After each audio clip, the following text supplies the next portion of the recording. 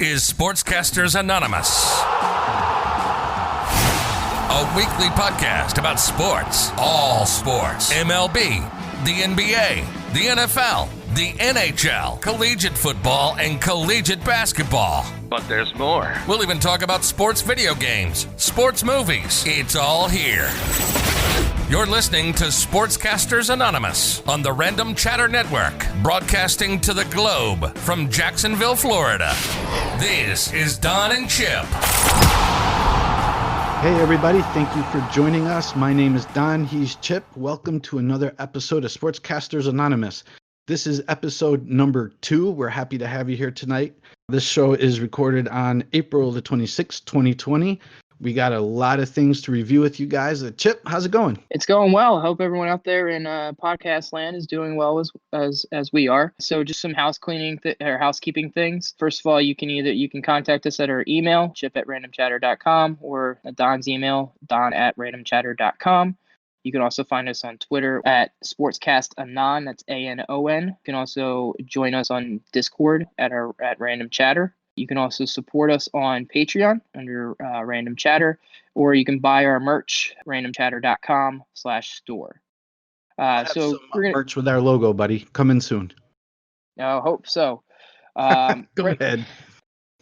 Right now, we're going to go into news and discussions, talk about the draft. That's probably the biggest thing that happened over the past week. The major thing that took up 2 days or 3 days of my life. We just want to highlight, you can obviously read what the picks were and all that kind of stuff, but we wanted to highlight some of what we think is the biggest surprises, the biggest mistakes, some of the things that really annoyed us, some of the things that, took us by surprise or that we, want to talk about. I think the biggest surprise out of everybody, or at least it was by me, was CeeDee Lamb falling down to number 17 for the Cowboys.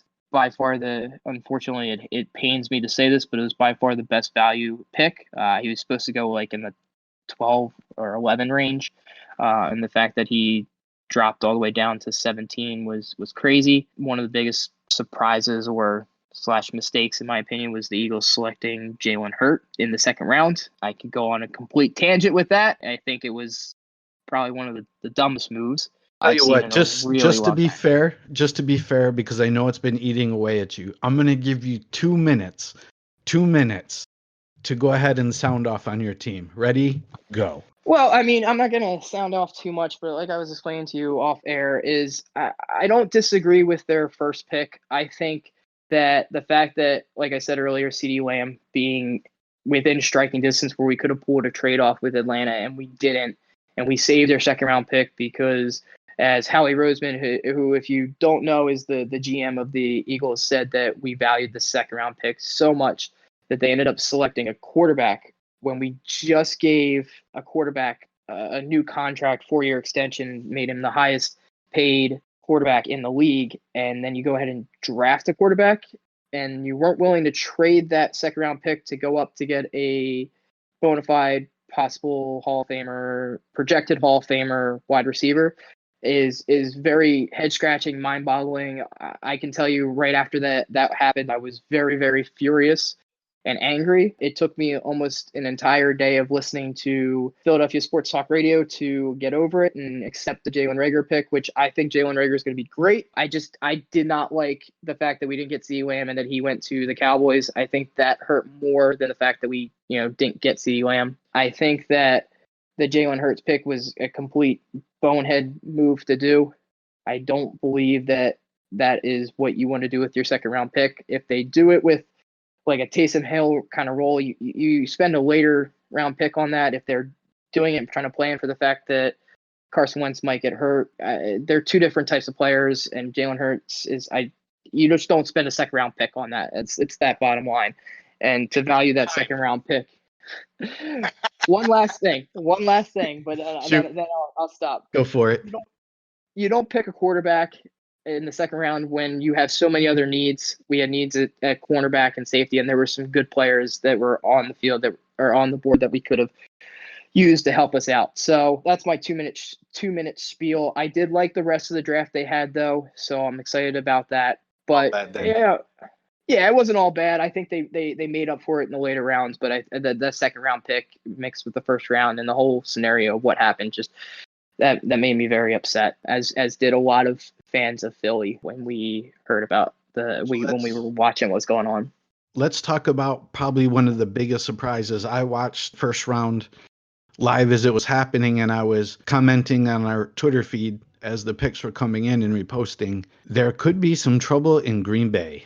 They literally fell in love. Yep. That was I almost proud about that. Yeah, Jordan Love. I actually like the move. I think it was, you got to look at it. Aaron Rodgers is 36. He's on the decline. Yeah, did they need a receiver? Yeah, they could have used a receiver. I think that the fact that they didn't pick up a receiver later in the draft is the bigger problem. There was some other receivers that they could have picked up. Like the receiver depth in this class, like we said since day one, is amazing. I think there was like 15 there was 15 receivers in the first 2 rounds, and I think 36 overall. I think I read that somewhere. I could be wrong on those numbers, but that's just insane that there was that many people, many wide receivers that were drafted. So the fact that they didn't pick up a wide receiver is the bigger issue. I don't disagree with them picking up Jordan Love. I think that at 26, when he was supposed to be in the teens, is high value for that pick, and they can groom him and do the same thing that they did with Aaron Rodgers and Brett Favre. They can now do with Jordan Love and Aaron Rodgers, and hope that there's no drop. Because if you remember, when they selected Aaron Rodgers and had him understudy, as soon as Brett Favre moved on, Aaron Rodgers came in and was stellar from day one. So it's a good formula. It's a good idea. And they kind of use that precedent to move at that. So it's a huge surprise. Like I didn't expect it, but I also don't hate that move. I think that was a Green Bay type of move that they can groom their heir apparent to Aaron Rodgers. I know that everyone's like, oh no, you have Aaron Rodgers. Like, why are you doing this? But you don't want to be like, Aaron Rodgers is 3 years over. All right, now I got to pick up a rookie quarterback, and you have 2 or 3 years to mold him into what you want him to be. Now you can there's no drop off. Right. So the some of the other big news coming out of the draft, big mistakes, big surprises or whatnot. We live here in Jacksonville, Florida, and of course this is SEC country, Southeastern Conference football. 15 players in the top 32 in the first round were from SEC schools. They broke their own record, I think, twice that night. Yeah, no, I did see that report, and maybe I was getting my numbers mixed up with the wide receivers and that one. There was a lot of numbers flying around this weekend, but yeah, I did see that there was 15 SEC players, which is crazy. It was, well, most of them I think were LSU and Alabama. Yeah, like it of was course. Like they kept joking around. It was like, all right, another LSU player is off the board, and it was like every there was like at least 3 or 4 of them in every round of the draft. It was crazy how many was there. My interesting thought would be how, like, is LSU that deep where next year there's going to be no drop off with that? And I'll let you take that question because you're more of a college football fan than I am, but.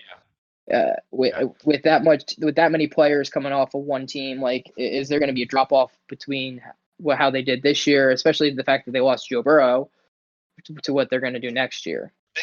Biggest mistakes in the draft. I kind of went through, I looked at everybody's draft report card. There's so much draft stuff out there. It was like we said on the last show, the build up to the draft, let's get it over with. Now the draft is over. And you have all the post-draft analysis. And let's face it, for a lot of it, it's speculation because a lot of drafts, you've had top players, first rounders that are supposed to be like the savior for a franchise end up failing. Then you get guys in the later draft that you just roll the dice on and they turn out to be holy smoke. You know, I hate to use the same Tom Brady example that everybody uses, but Tom was a 6th round pick, number 199, was he not? Yeah, no, he became the GOAT, so to speak. So that's the exception, not the rule. But there's been so many stories of draft busts or not living up to the expectation. So leading into that question, we talked about a little big surprises from draft night.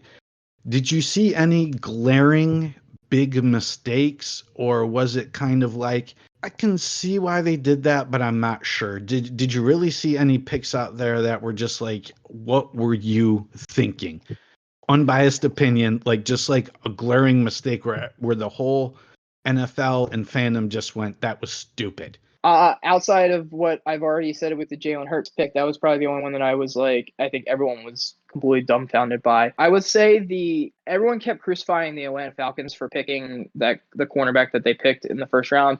I don't think that was. I mean, whether you should have went there or not, that's up to them. That's how they valued him. I don't think there was any huge, like, big mistake where I was like, that was terrible. I don't think there was anything like that. I will say that one of the big surprises for me was the fact that the Patriots did not draft a quarterback throughout the entire draft, and that they're kind of just going to go into the year with what they have. It's a very Bill Belichick type move, I guess you could say, but Let's just say it's the Patriot way. It's the Patriot way. Yeah, They don't spend a lot of money on or big capital. They don't go looking through the draft necessarily for those franchise faces and whatnot. They build, they look at what they have, they assess, and they go forward. On our random chatter channel for the show, there were some people actually asking about that. Could you see them drafting a quarterback, or maybe going after a Cam Newton, or chasing down Jameis Winston? And I stood by the response that I put out there, and I was basically like, New England will not spend the money. They are going to build from within. Yeah, and I think that they've made the statement that, hey, we're content at quarterback the way we are. We're going to go into the year. We're going to see how it is. Going off the Tom Brady thing, the reason that Tom Brady was so great, became so great, was he was in a great situation when he came in. And I think a lot of players get thrown out there too early, or they get put into a situation where they just don't fit. Like some of the first round cornerbacks that were taking are probably very talented, but they just got put in a really bad situation where it didn't work out for them. How many quarterbacks has Cleveland gone through, whether they've been good or bad or other things that have happened, but they weren't, like, Cleveland was not a great place to play in 5 or 6 years ago. And they kept throwing quarterbacks in there, and it just wasn't working because the team around them wasn't a great place to play. So a lot of once people get picked at certain spots, it's who's the right fit. And I think this draft really accentuated that. Was a lot of teams picked players that they thought would fit their scheme and fit their team, rather than this guy is the best player at right now that we think on our board that he's got the most talent. It's more of like, this guy is the best player that's going to fit our team. And I think that was evident. So do you think then, like, when we go back, and there's been some blockbuster draft classes, overall great drafts, some draft years were like, well, it was okay, we found a couple of guys, et cetera, et cetera. A lot of teams did go with the need over, hey, this guy's highly sought after, we signed him, and then use it for trade bait. In some cases, what's happened at a later date. So early on, looking at the draft and what the teams did, do you think most of the 32 teams addressed the need for their teams? I think most of them did address the need.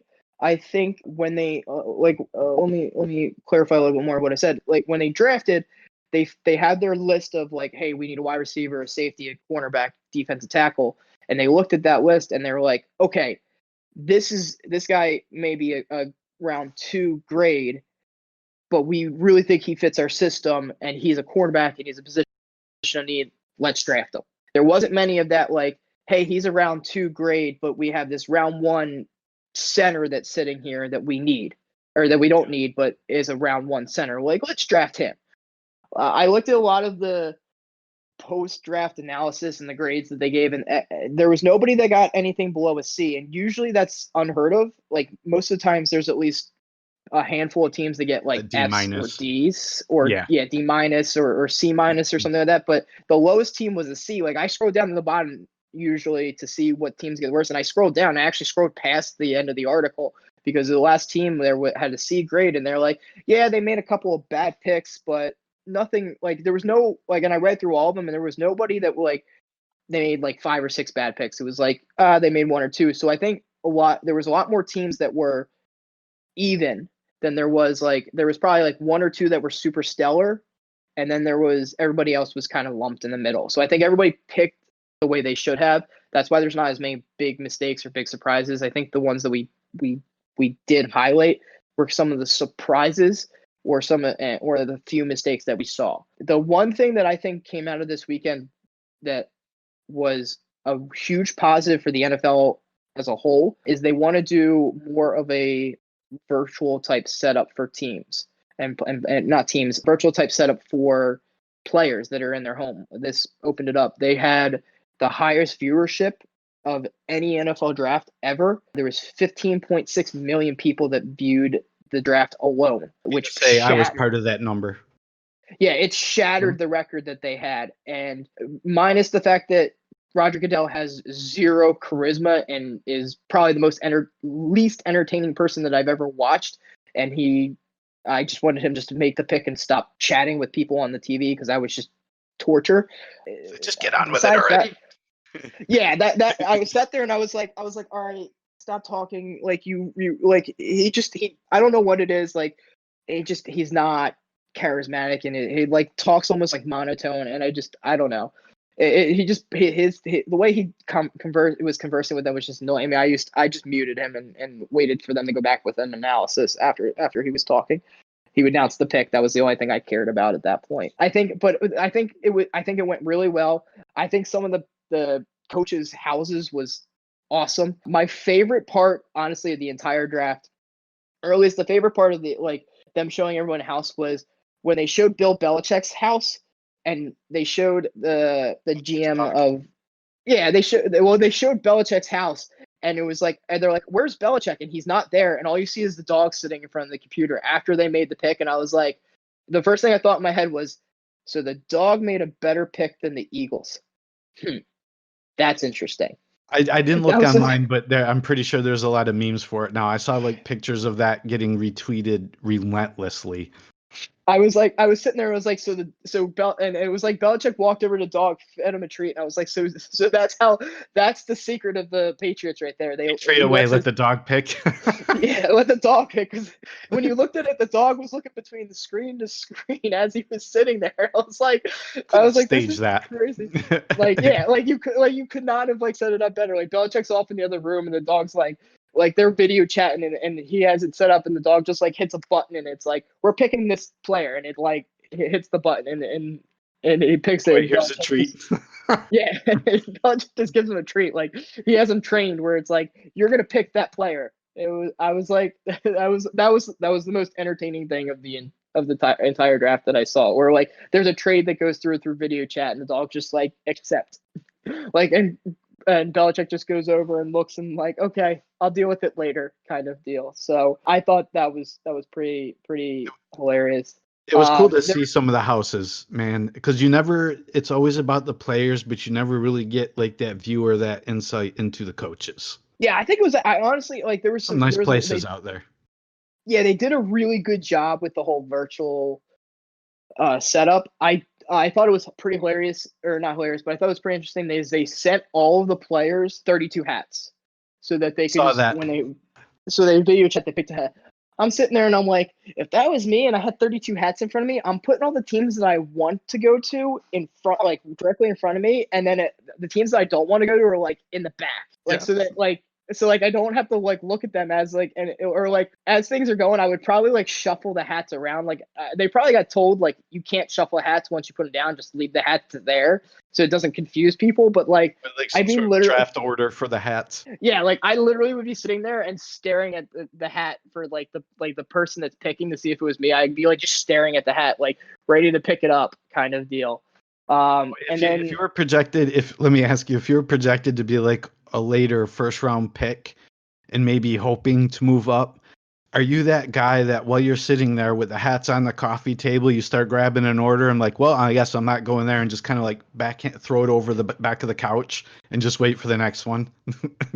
I wouldn't throw it over the couch, but I would definitely probably move it off to the side a little bit of all right, not this one. Because my fear would be I would grab the wrong hat. That would be my biggest fear is say the National Baltimore. TV with 15 million Yeah, people looking, you're scrambling to find the hat. yeah, or I'm scrambling to find out like Baltimore Ravens pick me, and I pick up like the Atlanta Falcons hat by mistake, or like the Eagles hat by mistake, and I'm like, oh, this isn't it, and I have to put it down. Like that would be like that would be one of the most embarrassing moments, and it'd be on national TV.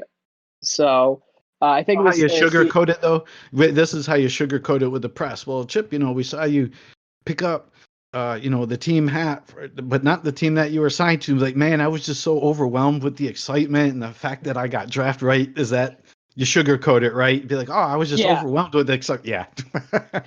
I probably wouldn't be that smooth. I probably would have just been honest and been like, "Yeah, I grabbed the wrong hat. I'm sorry." But Yeah, I I would think it was BS like my way through it. if you watch there's a highlight video and they did it on First Take after the first round. CeeDee Lamb had to grab his phone from his girlfriend because his girlfriend was playing around with his phone, and as soon as he got picked, he had to grab it from her so he could pick up the phone call. But he did it like so nonchalantly. But it was like directly, you could see him like sitting there, and he got picked, and he just literally reached over, grabbed the phone out of her hand, and like stuffed it in behind him, waiting for the call because she was like playing Go around with back his and look at phone. that. Yeah, you like watch it. It's pretty funny. But So, we're gonna move on off of the draft unless you have something else you want to well, say. no, but to tie in from the draft, we got some trades to talk about. Trades that happened during the draft. Yeah, there was some interesting trades. The Marquise Goodwin went to the Eagles. They traded a couple of draft picks for them. Again, their whole mantra was adding as much speed to the team as they can. So they're kind of going off the Kansas City mantra, as we're just going to throw out a bunch of 4-4 guys and throw deep bombs or go over the middle to the tight ends. So following the Chiefs of like, we're just going to get the fastest guys and we're going to have a track meet the entire game. So they traded for Marquise Goodwin. Matt Breida also got traded off of the San Francisco, which was quite interesting because they had a crowded backfield as it was. So he, I think, went to Miami, if I remember correctly, which is quite interesting as well. And then the biggest elephant in the room in the Redskins was Trent Williams is finally no longer a Redskin. If you haven't been following that story, the way it kind of goes is he fell out of favor with the team. I'm not going to go into all the backstory. It's a lot of drama with that, but he fell out of favor with the team. Really didn't want to play for them any longer, and wanted them to trade him. He's a offensive tackle who's a future Hall of Famer, and they traded to the 49ers. And in a related move to that, Staley, their left tackle, retired and had told them that he was going to retire. So it kind of like they replaced Staley with Trent Williams, and right now San Francisco is looking to do a long-term extension with him, which is a huge upgrade. Or I wouldn't say a huge upgrade, but they don't miss a step going from Staley to Trent Williams, which is good for them. So 49ers are not missing much. Jimmy Garoppolo is going to have a good guy on his backside protecting them.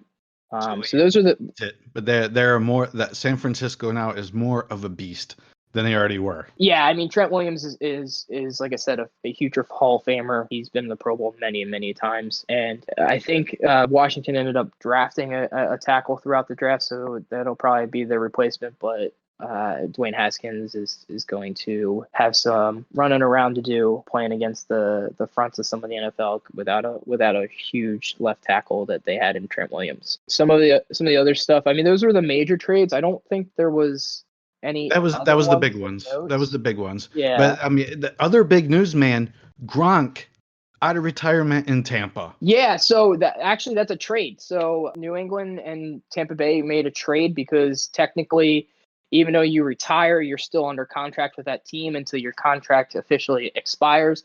That's kind of the big Calvin Johnson, aka Megatron's sticking point, was he had a huge deal with Detroit, and then he wanted to come back from retirement, but he didn't want to play for Detroit, and Detroit wasn't going to trade him. So he just stayed retired and was like, all right, I'm done then. Because he was thinking about coming back a few years ago, but he didn't want to play for Detroit. So he retired instead of playing for them. This is kind of the same thing is Gronk was kind of looking to come back, and he didn't want to come back and play for a non-Tom Brady team. Tampa Bay kind of he voiced his opinion. Gronk voiced his opinions with New England and Tampa Bay, and they kind of made a deal where they traded him away. I think it was for like a late round draft pick or something along those lines. And Had then to he get went. something. They weren't just going to let him walk. No, correct. New They England couldn't. had to get something out of the deal, no matter what it was. Yeah, they couldn't release him because of salary cap stuff, a lot of more technical things that I am not well versed in, and really am not going to go too much into it because it's going to confuse me, so it's going to confuse a whole heck of a lot of people. But yeah, so they traded him to Tampa Bay, and he's going to be reunited with Brady. Where do you think that's a lot of people are already starting to bang the drum and wave the flag now that Gronk's there? Tampa Bay had a great draft, picked up a lot of key pieces that they needed and whatnot. People are already starting to bang the drum that, hey, they're Super Bowl bound. And I'm telling them, pump the brakes. You have new players on a new team. You're not practicing yet. You don't know what your preseason's going to look like yet. I mean, Brady and Gronk have that chemistry, but they got 11 other guys around them. That is true. They still have some issues at running back. They still have issues at the offensive line. I don't think their defense is as stellar as it was in New England. They have a lot of good players at skill positions. Like their wide receivers are great. Their tight end group is great. I think that I'd like to wait and see how it fits together before I sit there and automatically say, oh, they're Super Bowl bound. It's not as easy as like you can put on paper and go, okay, they had Jameis Winston at quarterback, and that was their biggest reason why they didn't go to the Super Bowl. And now they replaced him with Tom Brady, and Tom Brady is a future Hall of Famer, sometimes referred to as the GOAT, which can be debated between who you talk to. But so therefore, plugging him in, and they should just go to the Super Bowl. It doesn't work that way. I mean, look at Jacksonville. They had Blake Bortles as their quarterback, and they went to the AFC Championship, and then they replaced him with Nick Foles, or they had basically the same team when he came back the next year, and I don't remember if they made the playoffs or not, but they didn't do as well. So it's not as simple as just plugging in one player and saying, oh, they're already there. I'm going to be a wait and see kind of person. I want to see how they come out throughout the season. I think it'll at least take them 2 years to get familiar with each other to make a run at like an NFC championship. I think Bruce Arians is a great coach, and that pains me because I don't like the guy at all, but I think he's a good coach, and I think he will put together the team and be able to gel the team. But I think it's going to at least take them with the fact that they don't have an off season or a training camp to mesh. I think it's going to take them at least 4 or 5 games before they all get on the same page and they're able to do anything. So I give them at least till next year before I hype up Super Bowl or bust for them. So the people are pushing, they're Super Bowl bound and whatnot. Like I said, can you see this team? I think they finished 7-9 last season. I didn't look up the stat. That's shame on me. But do you see perhaps them making that playoff run, maybe an early playoff exit? I think they would be with the new playoff, the way it's structured, because again they added an extra team to the playoff standings. So I think with the new structure, I believe that they can make it. They're in a tough division, so that's going to be probably the biggest thing for them is their division, and who they play within that division. That's gonna hurt them in the long run. So whether they get in as a wild card team or they get in with their division, that's going to be interesting, because you have the Saints there too. So it's not like the Saints didn't get worse. If anything, they got better. The major player that they lost was Teddy Bridgewater, which wasn't that huge of a piece for them to lose. They still have one of the best wide receivers in the game, and they still have one of a Hall of Famer quarterback. I think that Carolina Panthers are going to be a lot better. I'm interested to see how they do under Matt Rule. Matt Rule is a winner. Wherever he goes, he wins, and they revamped that defense hard. But I think he's going to be a lot better than people give him credit, especially in his first year. So they have a competitive division. I think. And the only team I would say that they really don't have to compete too much with is the Atlanta Falcons. I think that they are not going to be that great this year, and that's just my personal opinion. But I think it's going to be between them and the Saints for the run of the division, and then if they get in as a wild card, it's very possible. Speaking of the Saints and the Buccaneers, Jameis Winston to the Saints? Yeah, I heard that. So Saints did a couple, or in the process of doing a couple moves. So they just extended Taysom Hill. They gave him a 2-year, $21 million contract. Contracts and all that kind of stuff is just really complicated with the NFL. So it's a $16 million contract that can be $21 million with incentives over 2 years. So they extended Taysom Hill, and now they're looking at possibly signing Jameis Winston as the backup. I think that's quite interesting for them. I think it's great for Jameis Winston because he gets to go to a quarterback type coach in Sean Payton, and he gets to learn from Drew Brees and maybe fix some of his mistakes and his inconsistencies as far as throwing, because that's his biggest issue, is that he throws so many interceptions, or he makes so many mistakes with his throws that cause interceptions. So if he can get that solved, I think he can be a pretty decent starter in the league. So I think that's a win for him, and I think that's a win for the Saints, because they can develop him and again fix those issues, and he'll be a pretty good quarterback for them. And he's throwing to, great receivers. He's going to have a good team around him if he needs to go into play. And you're not expecting your starting quarterback to go down. So if he can go down, I think he could win a couple of games for him if they need to. Cool. So I think it's a good move. Yeah, we'll see. I mean, we'll see what happens. There's a lot between now and when football season is supposed to kick off, or even preseason. So I'm pretty sure we're going to see a lot more shuffling around and moving around, and teams trying to navigate all this, as we all are. This is uncharted waters sports-wise. How do you handle the season and whatnot looking forward? Let's talk a little bit about the NBA. The talk of the town, obviously, for a lot of basketball fans, has been the ESPN special, The Last Dance. I personally have not watched it. I have not watched it yet. I recognize that Michael Jordan is one of the greatest, if not the greatest, questionable basketball players of all time. Many people say he is the GOAT in basketball, but things change. I'm not going to say I haven't watched it because I'm not much of an MJ fan. I just really haven't made the time to sit down and watch it. What have you heard about it? Yeah, so I saw the highlights during the draft. I personally haven't watched a lot of it. I know they had episode 3 up tonight. They had the first 2. I believe it's like a 6-part series, or it's a 6 or 9-part series. I forget what they said, but I know episode 1 and 2 has already been out, and they're highlighting a lot of the players. Tonight's episode was highlighting Dennis Rodman, and they're highlighting stats and a lot of what they've gone through in that final season, which Phil Jackson quote unquote labeled as the last dance.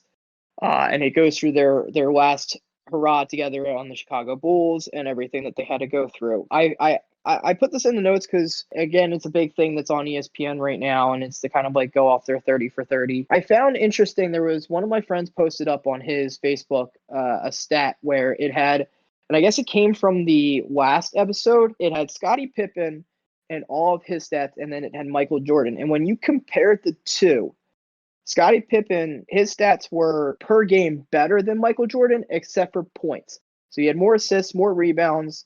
His shooting percentage was better. And it basically, the tagline was like, they say Michael Jordan was the best player on the team, but if you look at the stats, Scottie Pippen had more stats than Michael Jordan. I mean, Michael Jordan just made the points and the baskets, but Scottie Pippen was the one who assisted and did all the other little things. So who is the real best player of that team?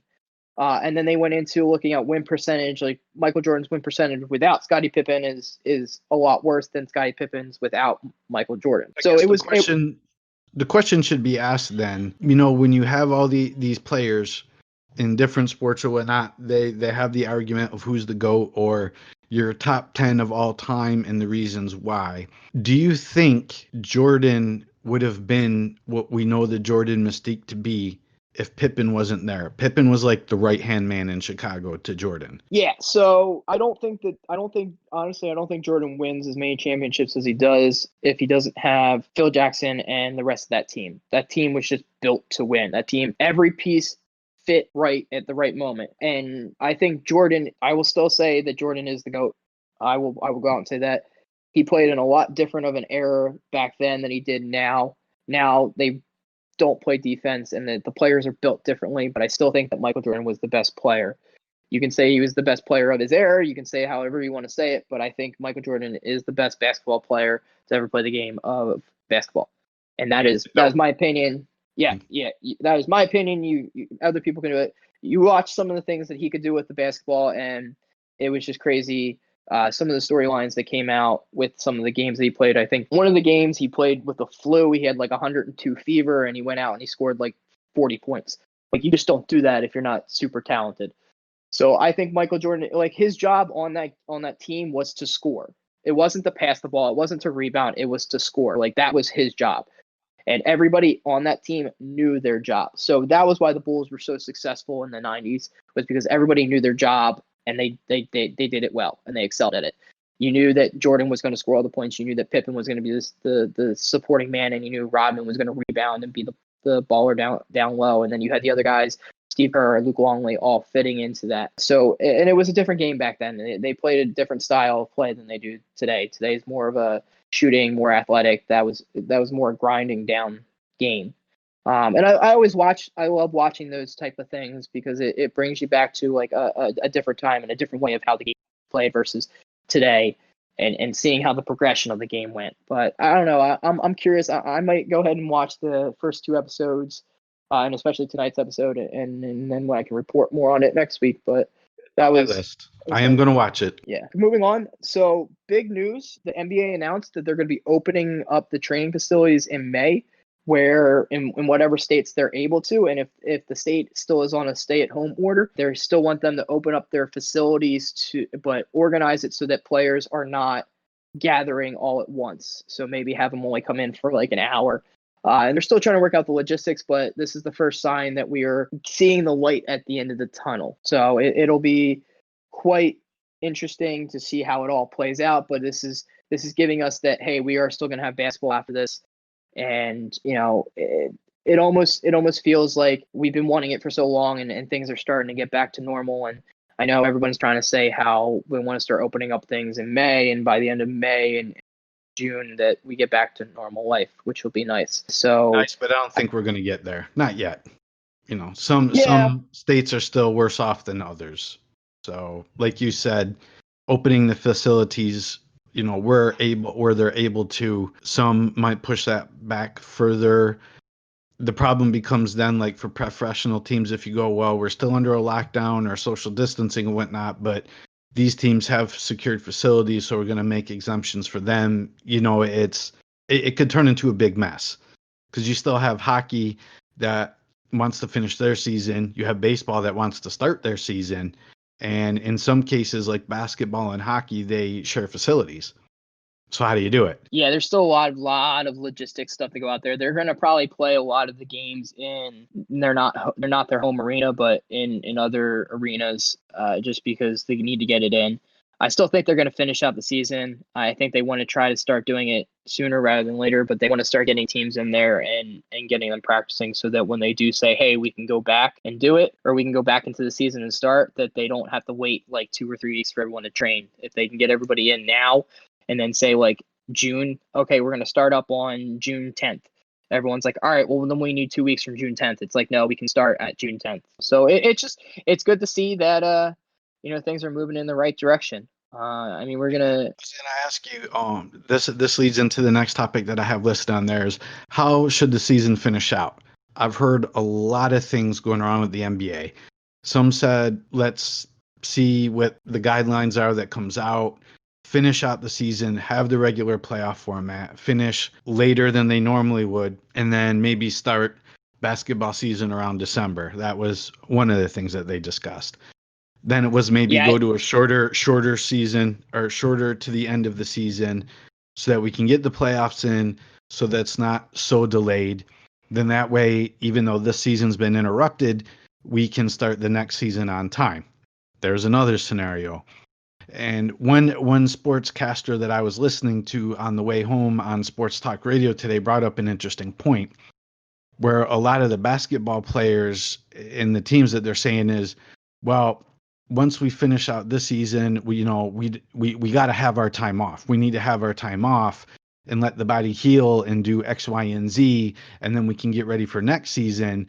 And the sportscaster I was listening to was like, you've already had 7 weeks off. We're asking you to play maybe for what, 6 more weeks, 8 more weeks? Do you really need to have like 3 months off before you start your season? Can't you just take another month off and then boom into the next season? I mean, is that feasible? It is. I don't think the players are gonna go for that. I think the first option that you came up with is probably gonna be the best option. I think you're just gonna have a shortened season next year. I think that they should finish out the season the way it is with all the games left. I think it would be wrong for the players to say like, all right, we're gonna go right into the playoffs. All the teams that are in the playoffs are 1 through 8 right now are gonna be in the playoffs, while the rest aren't. I think you got to finish out the season. A lot of teams were either they were on the bubble that they might have made it in if we didn't have this break. I think that we just got to finish it the way it is and then start next season and say, hey, we have an abbreviated season so that teams and coaches can, load manage and I say that in air quotes, load manage their players for the shortened season, and then they can move on from there. But I think that's the best for that. But I don't want to harp on that too much because that's just all speculation at this point. We should just we'll see how it goes. We'll see whatever hand they dealt. Exactly. Major League Baseball update. We didn't have too much to talk about baseball the last time. Actually, none. Yeah. I think today the one topic that we really wanted to hit on, the Boston Red Sox finally get their punishment. Yeah, I'm gonna let you handle this one since you're the Yankees fan. No, sir. No, that's exactly why I should not handle this one. I mean, let's discuss it. There's rules, okay? There's rules. Rules were meant to be broken, and no matter how you feel about the rules, I mean, Major League Baseball, one thing after another. It's almost like every season now. There's another scandal. There's another problem. There's something else coming out of the woodwork. Would you agree? I do. I'm gonna give you your 2 minutes. 2 minutes to go off on this. So go ahead. I mean, if you want me to, how do I put this? I want to be unbiased, but being a Yankees fan, I'm laughing. Okay, but I'm not gonna sit there and say that the team that I root for is exempt, because let's face it, the Yankees have been called for some stuff in their day as well. The whole thing is, though, the sign stealing, it leads to a bigger issue. In baseball, you got 162 of these things in a season. So everybody's looking for some sort of advantage. All right, I get that. And the sign stealing, the signs are out in the open. You see it from the manager, you see it from the first and third base coaches and whatnot. Okay, I get that. Is recording it or transmitting signals or anything like that, does it really give you that much of a leg up, I guess is the question. Does it really give you that much of a leg up in the game, Chip? I was letting you go. This is your 2 minutes to go about that. No, man. I'm good. I'm not. I mean, what it was stupid, but it opens a door to a bigger issue with the sign stealing. You're not supposed to have electronics on the field, any electronic devices like that, for this reason. The fact that just in general, sign stealing, I mean, come on. No, at what point? I know you want to win. Yeah. Okay, I get it. But come on. I get what you're saying. I think, I mean, whether the sign stealing is wrong or they got caught because they went to an extreme level with it. Everybody kind of in some way, shape, or form sign steals. I think you still need to be able to make contact with the ball, but it does give you an advantage. I don't want to necessarily talk about that because honestly, we could do an entire hour show just talking about sign stealing and all that kind of stuff. I think the punishment that they got, I think, was just a slap on the wrist. It was kind of like, hey, we're just going to do something because we need to do something. I don't think it really. It was, well, they did not.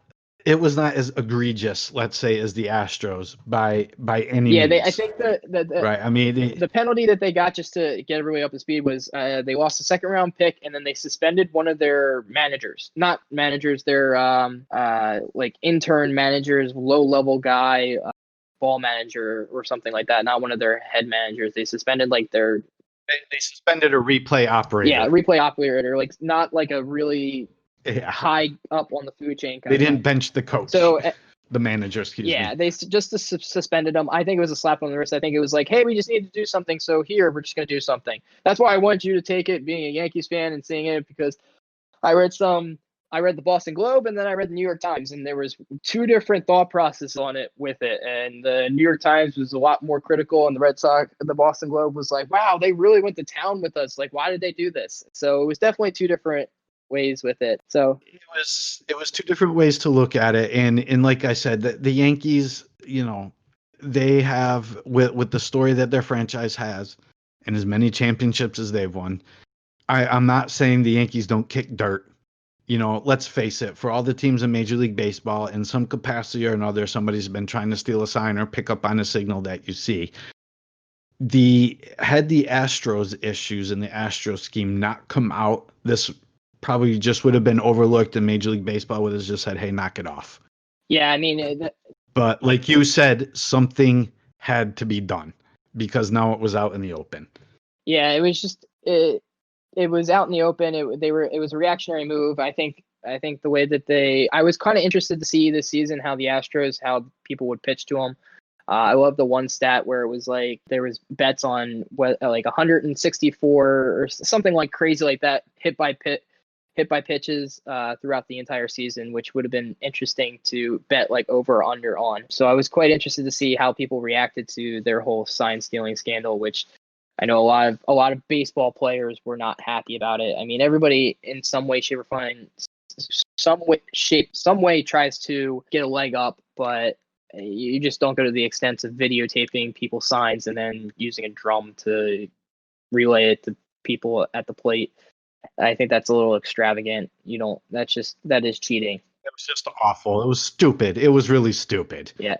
Had we done this podcast last year, the year before, going into this year, the entire organization, not just the team, the whole organization would have made your list. Yes, pretty much. For that amount of stupid. Yeah. So we're gonna. But it is what it is. Yeah. But yeah, man, let's jump on some other things here. UFC is going to be returning May 9th, and it's going to be right here in our backyard. They're going to be shooting it in Jacksonville, Florida. Yeah, another sign that things are moving on, and we're starting to open up things. It's quite interesting or quite exciting to see that sports are actually coming back as early, like I said, as May 9th. I think I didn't read too much into the report, but I believe it's just going to be a few fights. There's not going to be many people in the stadium. It's just going to be no fans in the arena. There's going to be no fans. It's going to be essential personnel only, which is still good. We're still getting sports back in there, so look out for the UFC in a week or a couple weeks. So the next thing that I found quite interesting, we like to talk about all types of sports. The World Chess Tournament is going to a complete online format. I did read that. That's pretty insane. So now everyone's going to be playing in front of their computer and video streaming, and they're going to do the whole where you would play the games on with like moving the rook or the king wherever it needs to go, which I thought was kind of funny, but at the same time, like that's actually pretty cool that they're still going to have their tournament, but just do it in an online format. Hopefully no one hacks the computers or hacks it and ends up playing computer instead of playing an actual person. But then you'll probably have like they did with the draft, you'll probably have webcam views of the other player and his board, vice versa, or something like that, so that there's not cheating or anything going on like that. But I mean, these guys, these world chess players are really, they are something else. My grandfather, God bless him, taught me to play chess when I was a young child. My grandfather was from Poland, and when I used to stay overnight visiting my grandparents on the weekend and whatnot, he taught me in an early age to play. And I'm not anywhere as like these grandmasters, but it's really to see the way that they play, and they think so many moves ahead. Yeah. I wonder how that will affect the game, because a lot of times it's just you looking at your opponent face to face, like in a one-on-one poker tournament. So how does not being there with your opponent to read them per se, how does that affect the game? I'd be curious to see how that happens. Yeah, no, I'm not a big I'm a big chess player. I like playing chess, but I'm not the greatest at it. I'm pretty poor, to be honest.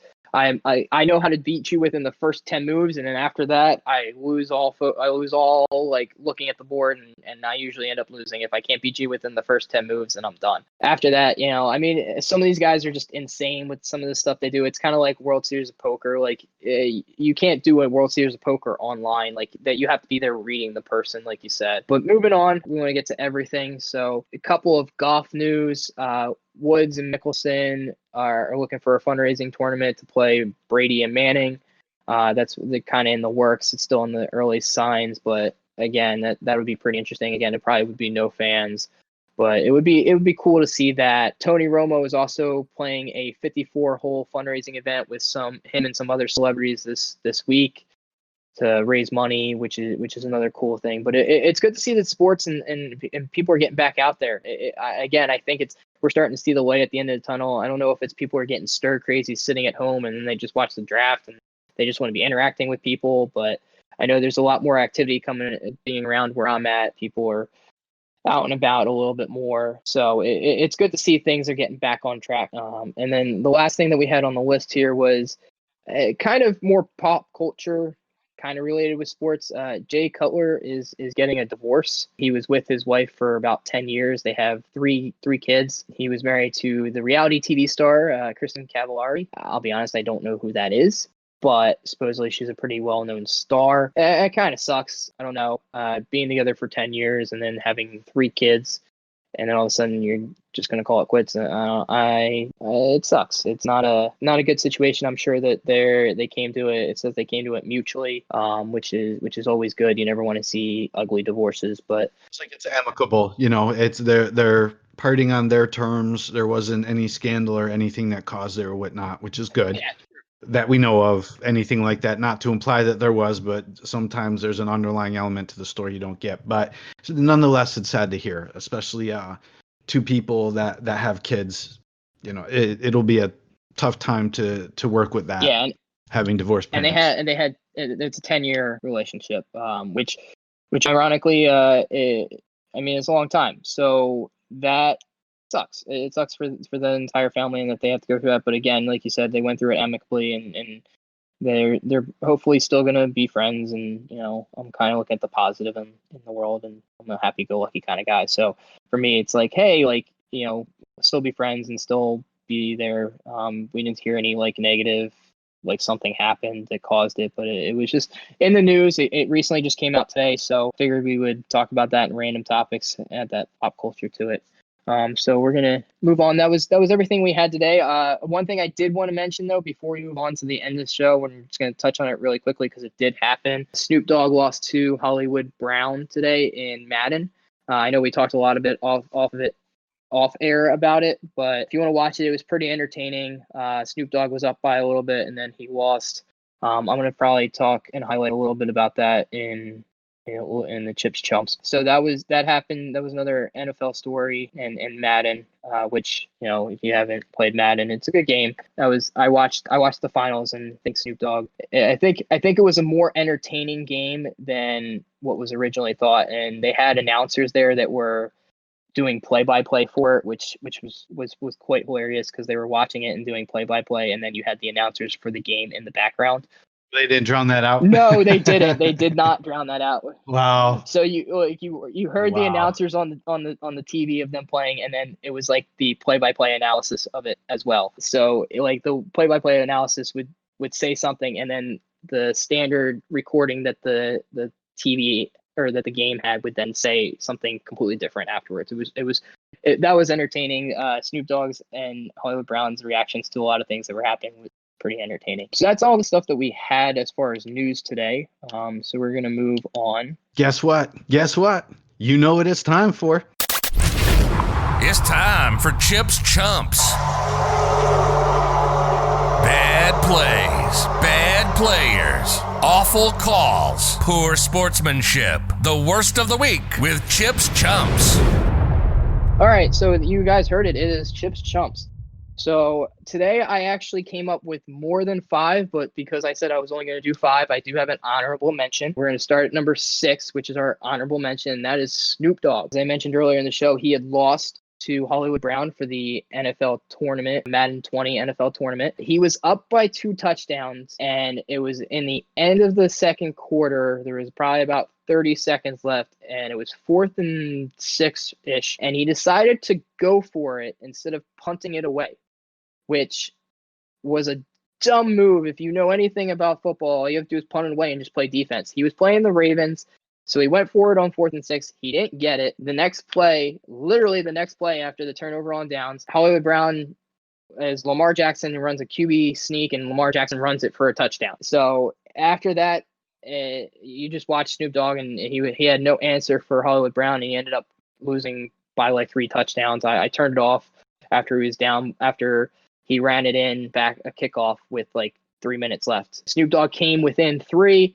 And then the other thing that was a part of it, Snoop Dogg came within 3, and then he, instead of kicking it out of the end zone on the kickoff, he kicked it in play, and Hollywood Brown ran it back for a touchdown. So he made it some bonehead plays that just cost him the game. So Snoop Dogg, you get the honorable mention. You are a moron. Moving on to number 5, Tom Brady. This is hilarious. Not many people, I don't think, knew about this, but Tom Brady, when he went to his house in Tampa Bay, he was he was trying to go to one of the coaches' houses, and he went into the wrong house and just walked in like he owned the place. The door was open. It walked in with his bag. I think he was trying to get the playbook or something, and he walked in, and the guy who owns the house was sitting there at his kitchen counter as Tom Brady just walked into the house and stood in the doorway.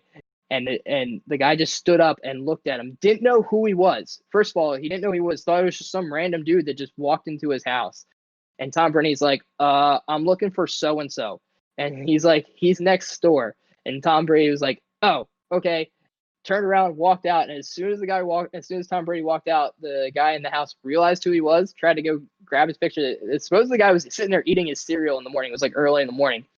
And Tom Brady just walked right into your house. And what do you do? So, Tom Brady, you're a moron. Like, check the address. It's not that hard to check the address and know which house you're going to. And it kind of parted on the other guy. Like, Tom Brady just walked into your house. Like, and you tell him, and you just sit there and freeze? Like, I don't know. So, Tom Brady, you are a moron. Moving on, number 4, Jon Runyan. Not to be confused with the former player, New Jersey politician Jon Runyan, but draftee Jon Runyan. If you haven't heard this story, it's pretty hilarious. He was drafted by one of the teams in the draft, and the team went to go call him, and he was texting with his agent, and he hung up. He denied the call.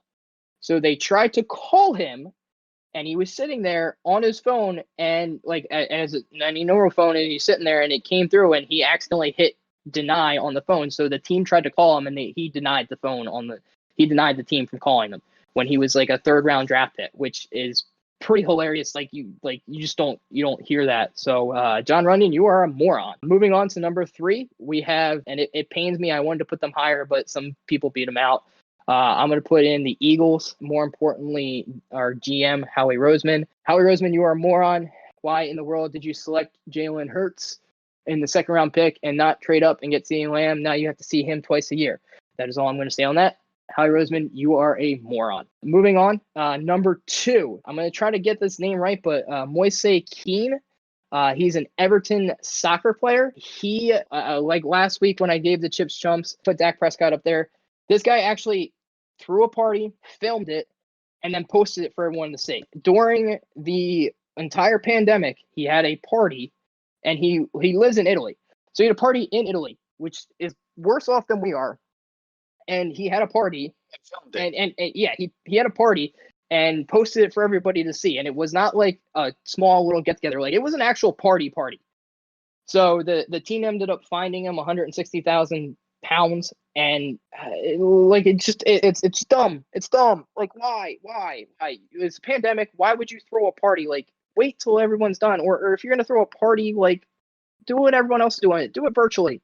You're making all this kind of money, and you decide to do something stupid like that. Moise Keane, you are a moron. And then the one that takes the cake for this week, one of the stories that I have heard and I'm absolutely appalled about is Tayshaun Hightower. If you haven't seen it, look it up. He basically is a Tulane guard that got charged with murder. He had put his name in for the draft to get in the NBA draft. He's a Tulane point guard that had declared for the NBA draft on the 18th of April, and he was arrested today, or he had been suspect of arrest, but he got formally charged today for possession of a firearm for committing a felony battery, assault, and then felony murder. And not a good thing for him. Not a good whatever he did. That's terrible. You had your whole life in front of you. You had so much going for you, and then you had to do something stupid like this. It's absolutely not right.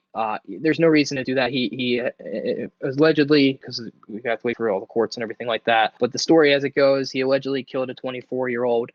That's stupid. Like, you can't do that. So, Tayshaun Hightower, you are a moron for doing that. So that's the Chip Chumps for today. I will post this on our Twitter as well as our Discord.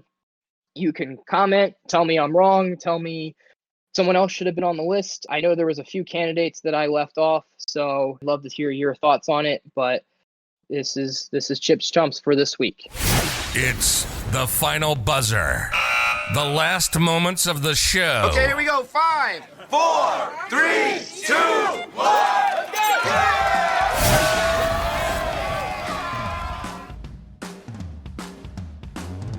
All right, folks, as you were told, we are here at the final buzzer. So before Chip and I get into the movie of the week, we wanted to go ahead and notate community feedback and maybe respond to a couple of things in there. The first week since we got the show out, Chip, I would say that there's been some chatter in our Discord channel. We've actually had some engagement with some of the community, and it looks like we're building a little bit of a fan base here. I'm hearing from the powers that be that so far so good. After one episode, we haven't ticked anyone off and people are still listening. Yeah, I mean, things are which is good news. Things are going well. So we only have one episode, so hopefully we get more. It keeps continuing to grow and we keep going up. So I'm excited. I wanted to point out there one of the members on our Discord channel gave us some constructive feedback, which we greatly appreciate. And anybody that wants to do that, this gentleman here did it respectfully and voiced his opinions in his comments, which I really appreciated. So this individual here is not too much in the sports, and they were this gentleman was listening to our previous show when we were talking about the draft and whatnot. And I don't want to go over too much of the technicalities and whatnot. We have limited time, but I did want to touch on a couple of things for some of our listeners out there that maybe had a few questions. This goes back to the NFL draft. We're not going to review the whole NFL draft for you, and we're not going to beat it like a dead horse. But Chip, I wanted to get a quick take for you on this. One of the questions was like the intricacies between the different rounds. There's 7 rounds in the draft. So really quick, the intricacies from 1 to 7. Your first round is your how should I put this? Your golden boys, your top prospects, the cream of the crop, supposedly. These are supposed to be the best 32 players. Usually it's 1 draft pick for each team, but because some teams trade up, trade down, traded previous year picks and whatnot, your team may not be in the first round. But collectively, from 1 to 7, the first round, the first 32 are supposed to be the best players in the draft. Yeah, so usually the way it works, if you want to break it down that way, the first round is your guys that can start day 1. First round of those guys that are going to be your starters day 1 that you're going to bring in, you're bringing them in to start. From the second round and third round, those are your guys that are potential starters that may need a little bit of time to develop, but usually they'll start within 1 to 2 years. Your 4th through 7th rounds, those are your flyers, as they call it. And that basically means that they may be special teamers that just go on there and just get a roster spot as depth, or they could be starters if they work hard and they're able to. That's usually a general gross breakdown of the draft and how each round goes. But the first rounders, when you draft someone in the first round, that is your starter. You're bringing them in so that they can start from day 1 the next year. Not many first round draft picks get to sit on the bench and don't start right away. Usually those are more of your later draft picks in round 1. But for the most part, if you're drafted in the first round, you're getting drafted to be a starter. I mean, that's the best way to put it. One more thing on the technical side, I guess we could say, as far as the draft is concerned, now that it's over. And you and I sometimes get surprised by this. We are big into football, so we watch the draft like a hawk. Trading up, trading down, trading your picks. The question would be, what does it mean in the overarching scheme of creating the perfect team? Chip, why don't you handle this one first? Why, if you are the GM or the coach and you're looking to build your team, why would you trade a pick or change your placement in the draft? So it depends whether you're going to trade up or trade down. If you're trying to trade up, usually there's a guy on the board that you really like and you think is going to help your team, and you don't want another team to grab them. So you try to trade up to get in front of them so that you get the player and not the other team. If you're trying to trade down, either the guys on the board you don't strike you as ones that you want in your team at that pick, or you think that the guy's going to be there later and another team wants to jump up and gives you an offer that you can't refuse. Trading down is a little bit more hairy, so to speak, than trading up. Trading up, you're like, oh, we want to get this guy, so we want to trade up to get him.